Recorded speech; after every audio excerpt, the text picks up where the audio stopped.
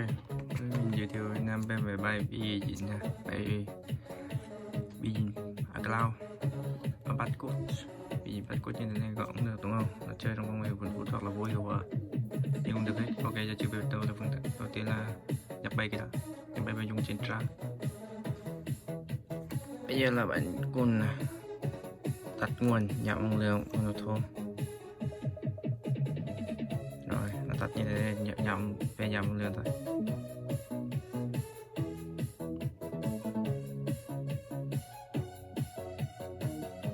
Rồi nó lên chế độ recovery restore này thôi, thì lúc đó thì trong này cái phần này sẽ được này, phải này, ok, nhập như bình thường thôi, phải chạy theo hành làm như cái dòng lên ở đây nhá. Nút nguồn và nút giảm năng lượng, giảm nút nguồn. Rồi để bảo đếp thành công thì tăng và giảm năng lượng phải cùng lúc.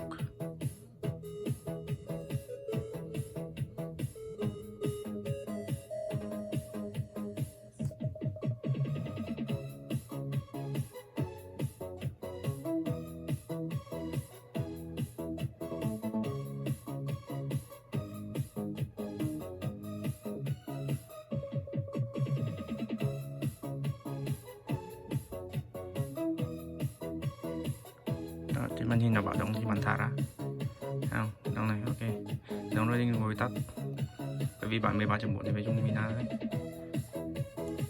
dùng Mina tốt thế, Mina USB này, là bảo như thế này, ok thấy chưa? Để chịu phát cái cho hành cái này. Đó, ok đúng không? Không, giờ chỉ này bạn lại chạy đến thiên, giờ chỉ nó hiện lên theo tận 13.4 này đúng không? Giờ chưa bắt đầu mình trở lại từ đâu? Đi theo này, trở lại nhá.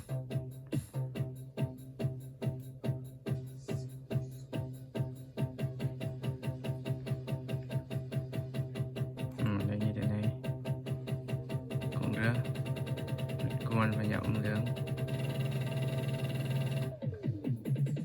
giảm nút nguồn còn giảm năng lượng.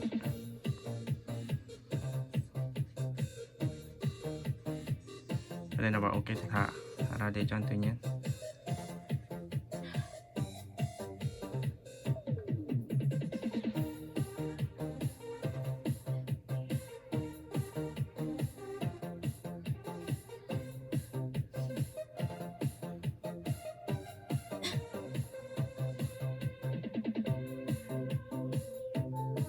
Đó, giờ chưa nó báo động 100% ok đúng không? Đây, chưa bao như thế này, sau này bạn nếu mà dùng tút này cũng được, có thằng bên này cũng được này, mà tại bạn 4.2 thì nó ngon hơn. More so enter đây kéo fix, bởi vì máy mình này bị dính bắt cút nên dùng kéo fix đúng không? Nó sẽ có từng bước ở đây, nó hiển thị ở đây rồi hết rồi, mình chất ra này thôi. Mấy bước theo ha. Bước đầu tiên là chi? Chi lại, phải thật lại ok. Sau là get file. Get file là bảo như thế này, sau này có cái dòng buộc như thế này. Chúng ta sẽ chất xem cái file này có nằm ở trên không. Video phim.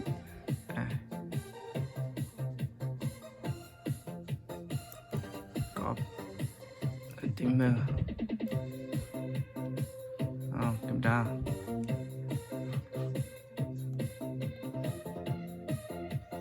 Để xem là như đây.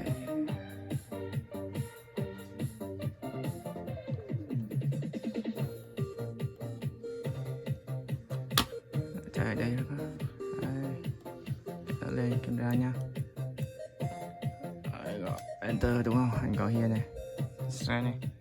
Là có thực hiện rồi, ok nhá. Thực hiện ok rồi, giờ chi chuyển sang cho chơi là để chạy restore lại này, để như thế này. Chuyển qua bởi vì mình bỏ ở trên máy restore nằm ở trên này, còn là mình không chạy ở dưới.